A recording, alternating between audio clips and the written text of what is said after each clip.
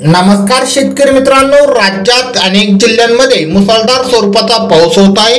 आज सुद्धा अनेक जिल्ह्यात मुसळधार ते अतिमुसळधार पावसाचा अंदाज आहे।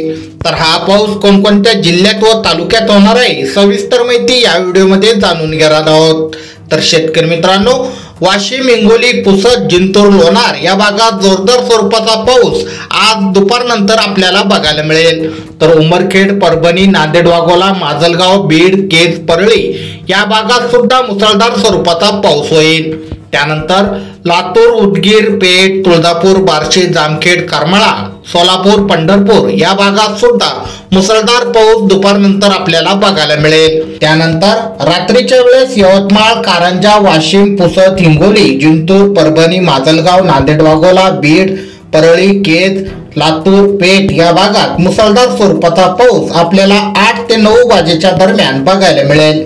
त्यानंतर अकोला, चिखली, लोणार या भागात हलक्या मध्यम स्वरूपाचा तर काही ठिकाणी जोरदार स्वरूपाचा देखील पाऊस पडू शकतो। त्यानंतर छत्रपती संभाजीनगर मध्ये काही ठिकाणी जोरदार स्वरूपाचा पाऊस राहील, तर काही ठिकाणी ढगाळ वातावरण राहील।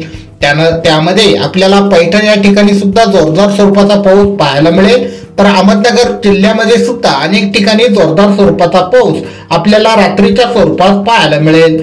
त्यानंतर इंदापूर, करमाळा, बारामती या भागात सुद्धा काही ठिकाणी जोरदार स्वरूपाचा तर काही ठिकाणी मध्यम स्वरूपाचा पाऊस आपल्याला बघायला मिळेल।